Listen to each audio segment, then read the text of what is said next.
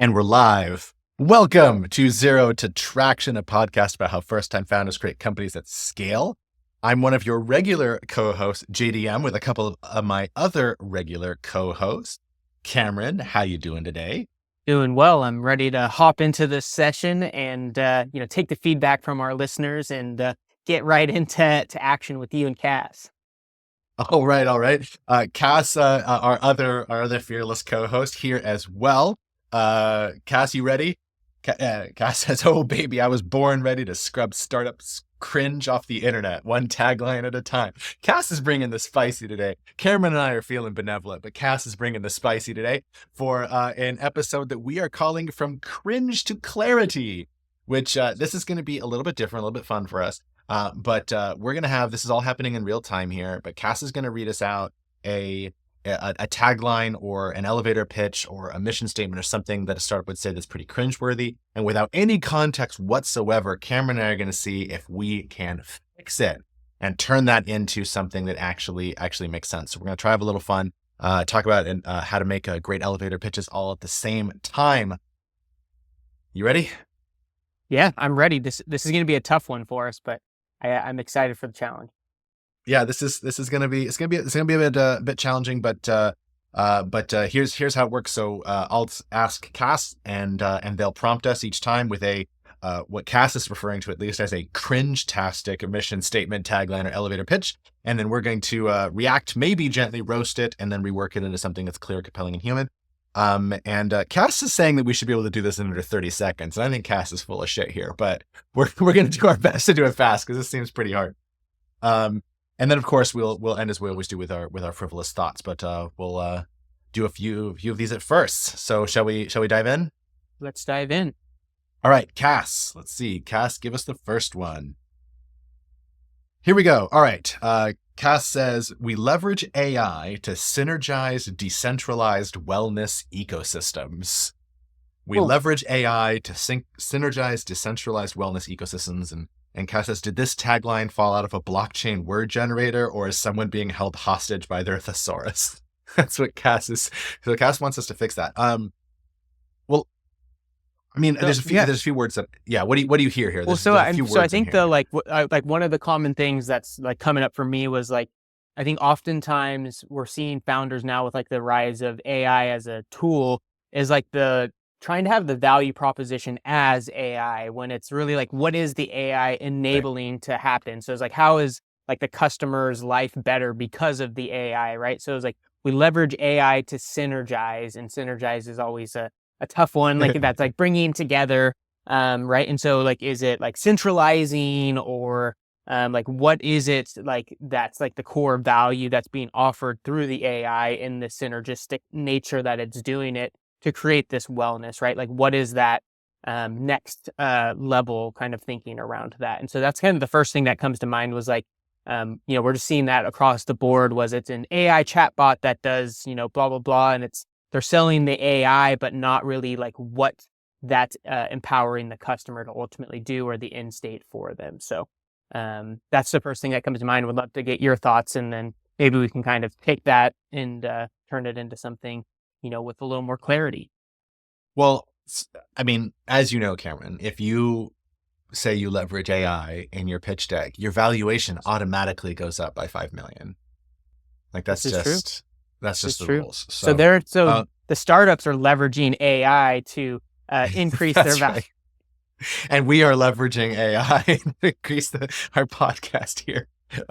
But no, so yeah, look, what is AI? What is AI doing for you? And so usually one of the ways that when somebody says like it's AI, it's usually just saving time. Like that and AI happens to be a mechanism by which they save time. So saving time, saving cost, maybe introducing some better results. But like that's really all we're talking about here.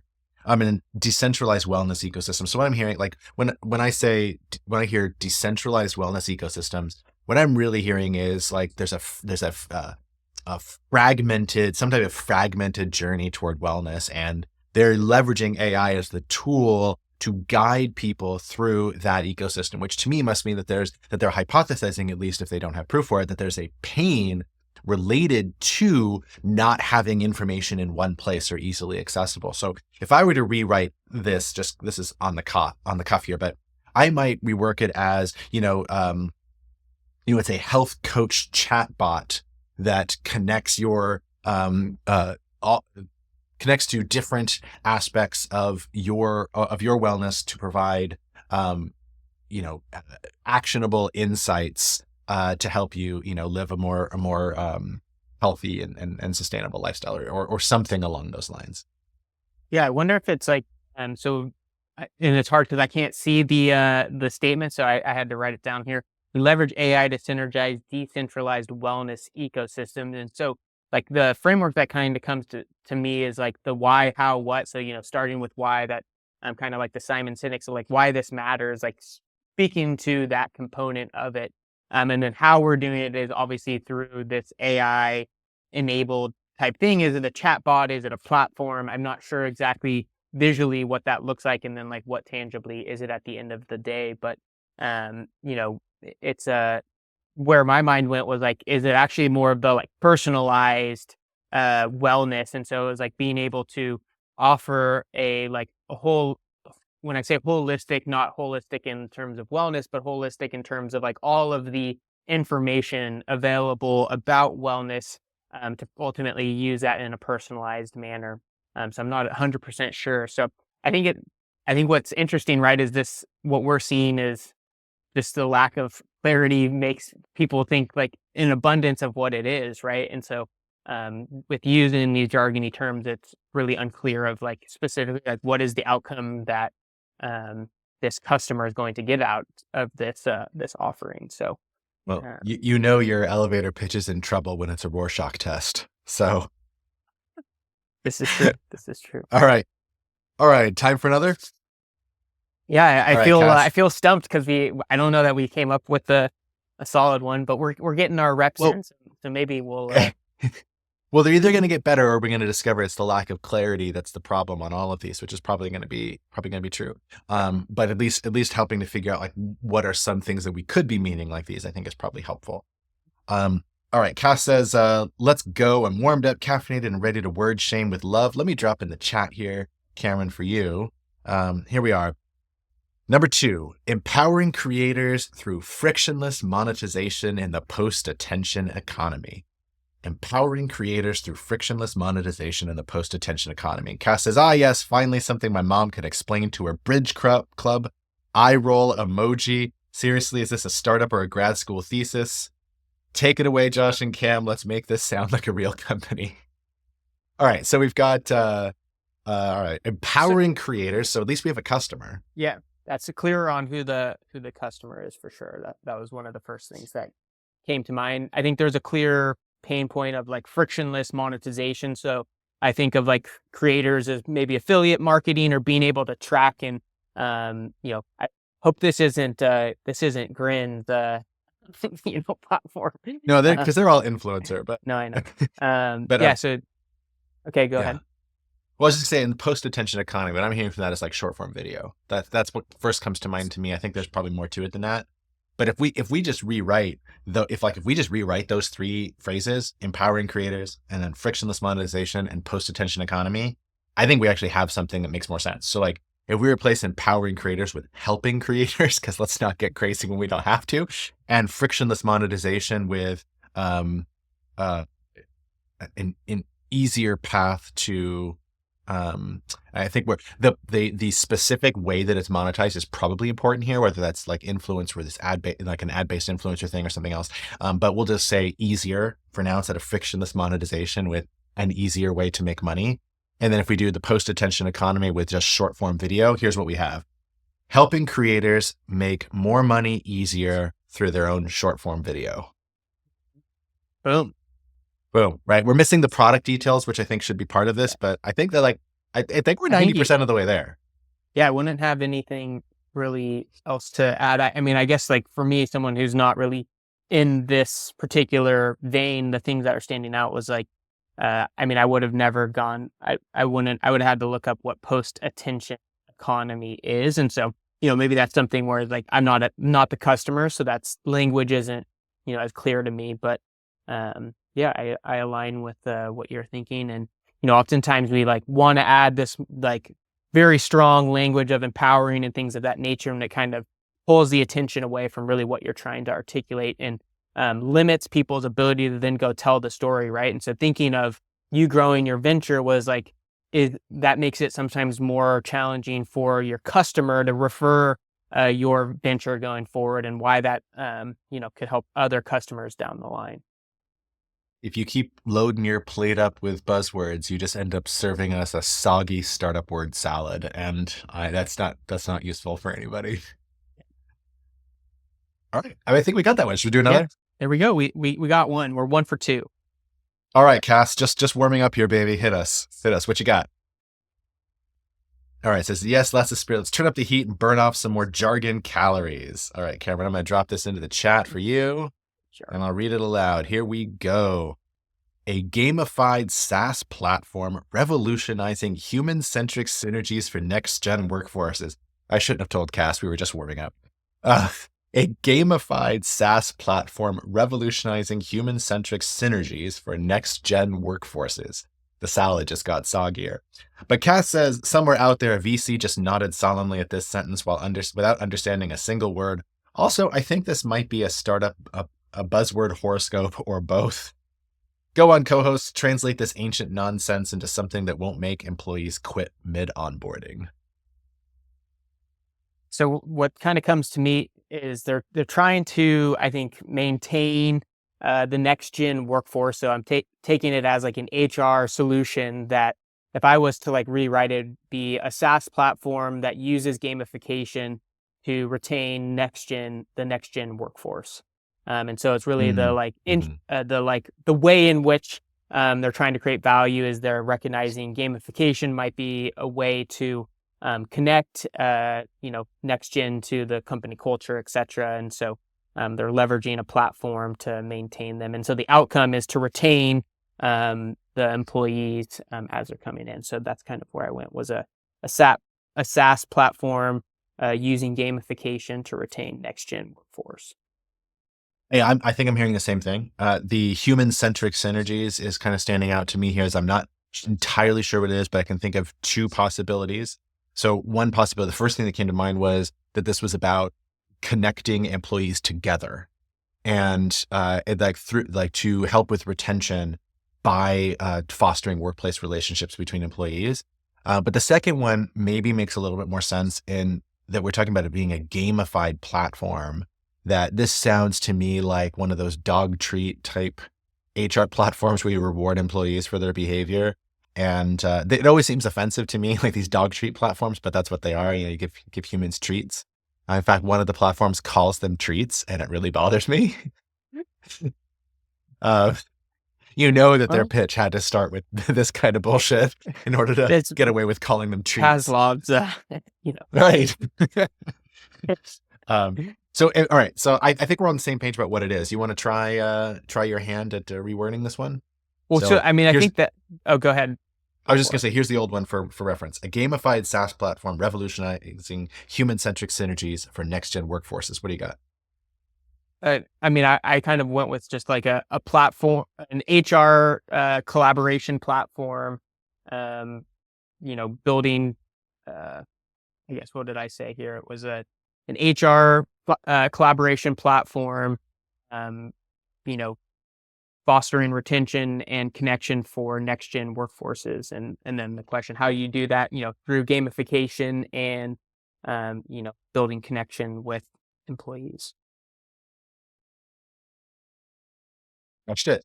Yeah. Cool. I think there we go. Add in like who exactly the customer is, and I think we've got a good yeah, one. I guess but, we didn't get that, but yeah, is it, for large businesses, like, large corporates, like the Salesforce of the world, or is this, your smaller ventures? All right. Crushed it. Come on, Cass, you can do better. I'm tempting fate here with this one. Oh boy. All right. Oh, okay. Challenge accepted. You want peak cringe? You want my co-founder wrote this after microdosing and a hammock energy? Buckle up. What? Where's Cass finding these startups?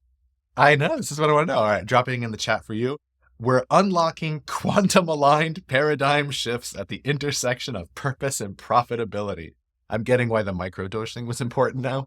We're unlocking quantum-aligned paradigm shifts at the intersection of purpose and profitability.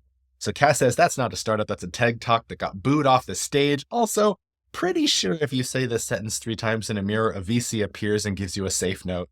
Your turn, co-hosts. Decrypt this nonsense and give us a sentence that sounds like a company and not a cult. All right, so unlocking quantum-aligned paradigm shifts. So what I'm hearing here is a lot of modern, like postmodernistic woo-woo, this like self-help woo-woo, Deepak Chopra type bullshit.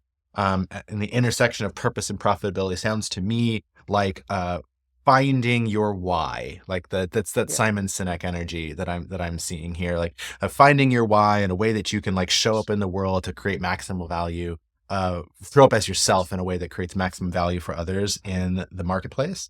And then we're unlocking quantum aligned paradigm shifts. I don't know what the fuck they're trying to say with that one. Yeah. What comes to mind for me is it's like it could be a coaching service, or maybe they are leveraging some sort of technology. So it's like, coaching CEOs for the intersection of purpose and profitability through, blah, blah, blah. But I'm not 100% sure what it is, right? So I think that's one of the gaps is like, what is it? Is it a service? Is it a software? What is like the actual thing itself? Are you able to ask Cass, like, what is the venture? We can find out here. I did ask Cass. I said that definitely required a little microdosing. Where are you finding these? And it said, let's just say I have a dark back channel into the Buzzword Industrial Complex. There's a Slack group. It's invite only. Everyone communicates in pitch decks and vague metaphors. It's terrifying. So, all right. It doesn't sound like it. What should I ask about? Just what is this? Like, what is the name of this company?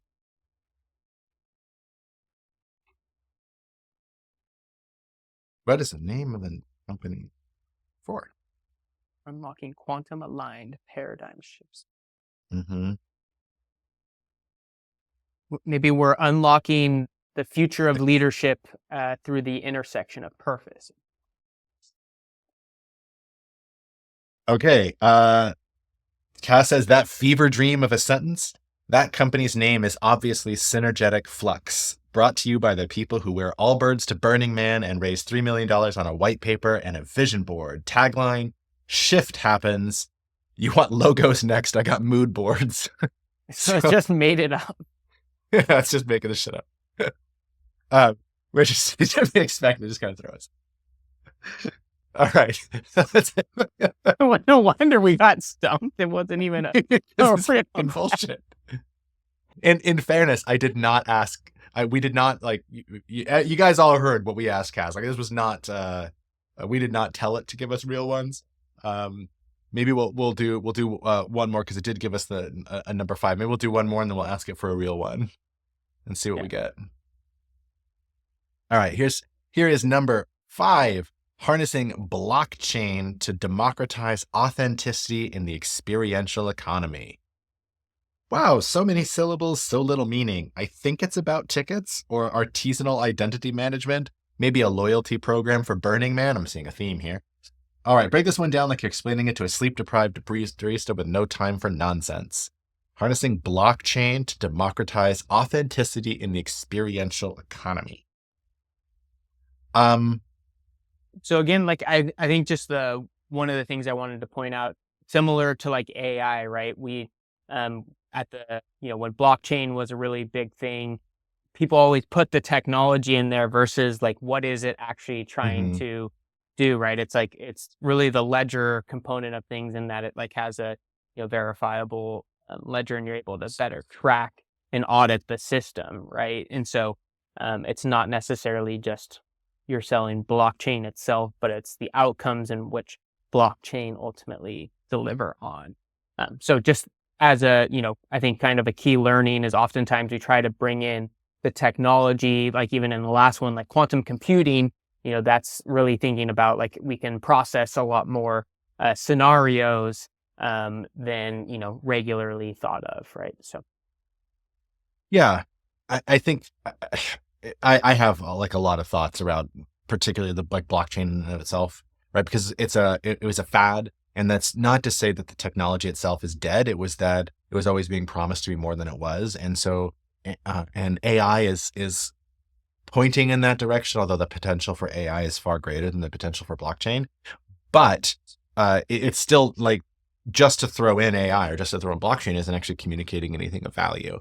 And I have a very strong knee-jerk reaction when I hear anybody referencing the blockchain because I've probably heard, I don't know, 50 blockchain pitches, and I don't hear them as much anymore. But I think of all the 50 blockchain pitches that I heard, maybe 2 or 3 of them actually needed the blockchain to work, and the rest of them they just incorporated blockchain to incorporate blockchain. So I have that kind of that strong reaction to it as well.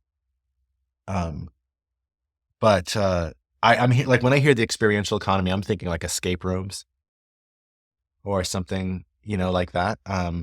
And democratize authenticity. Whenever I hear democratize, I hear make cheaper. That's what I hear when somebody says democratize. It usually means make cheaper. And so they're using the blockchain to make authenticity cheaper, in like this experiential economy. And so authenticity is going to be a person to person thing. I think part of it's like transparency and like, I think in these like creator economies and experiential economies is like the ownership over like who's actually the like person doing it, right? So there's like the transparency, and then like this was actually like verified that it was the person that did the experience. Yeah. That's as close as I can get. I'm not sure I can make heads or tails of the blockchain part of this. And if I cut blockchain out and we just talk about a database, right? Harnessing a database therefore adds no value. So I think we can just delete the blockchain part of it. So what we're really just saying is democratizing authenticity in the experiential economy. And so I'm thinking that it's a way to connect friends together who want to go to things like escape rooms and so forth, and so that you can show up, meet new people, and go through these new experiences, forging relationships together. That's what I'm thinking. So I had to look up what like the experiential economy was, and so I asked Nova, and so one of the examples was like a unique coffee experience at a boutique cafe, and so I'm wondering if it's like I know we wanted to stay away from empowering, but like helping like a barista, get rewarded for being authentic and, nice to you in that process, or the one who made the, really nice cappuccino. And so the tip or the review that came in was directly correlated to them for the services and experience that they provided. Yeah. All right, let's do one more, and then we'll move on to our frivolous thoughts here. All right, Cass, let's pivot a little bit. Give us one of these, but base it on a real company, and we'll see how close we can get to decrypting the cringe. All right. Okay. Cass calls it Startup Cringe Mystery Edition. All right, they're going to give us a cringe-fueled, over-engineered version of a real company's description, and we're going to try to guess who it is and translate it back into plain English. Right? All right, here we go. You ready for this? I'm ready. All right, I'm going to drop this into the chat for you. Here we go. You guys ready? You guys ready out there in listener land? A disruptive, multi-sided digital ecosystem optimizing peer-driven transportation logistics through dynamic demand matching and distributed asset utilization. Uber or Lyft? Cass says, if this sounds like a Harvard Business Review article wrote itself after one too many Red Bulls, that's because it did. Okay. So I'm going to read that one again. A disruptive, multi-sided digital ecosystem optimizing peer-driven transportation logistics through dynamic demand matching and distributed asset utilization. I actually have a guess. Go for it. I'm guessing that this is a really, really fucked up way of describing Pokemon Go. Pokemon Go, peer-driven asset. All right. I mean, that's all I can hear. I mean, I think it was just maybe the first like tagline or statement of Uber or Lyft. A disruptive multi-sided digital ecosystem optimizing peer-driven transportation logistics through dynamic demand matching and distributed asset utilization. Yeah, like some of those would definitely make sense for Uber, like the dynamic demand matching, you could call it that, I suppose. And then the Peer-driven transportation. Asset utilization is their own vehicles. Oh, if distributed asset. Well, yeah, I mean, I would push back even on the accuracy of that because they didn't distribute anything. No, It was the distributed network. Is a distributed network of those assets. A distributed multi-sided digital ecosystem optimizing peer-driven transportation logistics through dynamic demand matching and distributed asset utilization. You know what? Like, yeah, I think it definitely could be Uber. And so let's rewrite it before we ask Cass if we're right. So it's a two-sided, or I'd say it's a gig economy app to connect people with spare time in cars to people who need a ride using their own vehicle. I think I've replaced all the buzzwords in there. Do you want to try a different one? No. All right. All right, Cass, we are going to guess Uber. We have a winner. Woo-hoo! Yes, that hot mess of a sentence was in fact Uber, run through a BC buzzword smoothie blender with extra jargon protein. Oh, and here's what Cass was thinking when they created it. Uber connects riders with drivers through an app, making it easier to get a ride on demand. Nice. All right. Well, that was awesome. I mean, it's time for Frivolous Thoughts, because it would not be Zero to Traction without some Frivolous Thoughts. In our remaining minute of recording here, what do you got? Ooh, well, I guess this is maybe in line with the quantum aligned paradigm shift. I came across this video and it had an interesting like message, and I kind of been thinking about it, but it was like really the thought, and it tied me back to a show that I think chatted about multiple episodes ago, but the dark matter, where basically in the Schrodinger's box that like, there's a multiverse of, basically what you could be. And so it was like, but the video had kind of hinted at like, we are a different person in everyone's movie of their life. And so, in some cases we're the, villain, and sometimes we're the hero, and sometimes we're just a nobody. And it was kind of interesting to me just to think of like, oh, like the role we've played in so many different people's lives. And so maybe for you podcast listeners here, maybe we're the hero of your startup experience, or maybe we're the villain of that as well. But that's kind of been on my mind that I'm thinking about is, this kind of, the different roles we play in everyone's movie. So. All right. Awesome. Well, that's good. I don't really have much to share today as far as Frivolous Thoughts. I mean, I'll come up with. But I don't really have anything too terribly interesting. I didn't come packed for that. But I will say I did pick back up the show to go. We'll tie way back into an episode of Zero to Traction from like 6 months ago, where I mentioned that I was watching the reboot of Matlock. And in December, sometimes they took a mid-season break, which I didn't know was a thing anymore. So they did like 8 episodes or something and then took a mid-season break, or maybe it was more than that. But anyway, and so they took off a few months. And so anyway, we set the show down. Deb and I set the show down and just picked it up again last night. And, I'm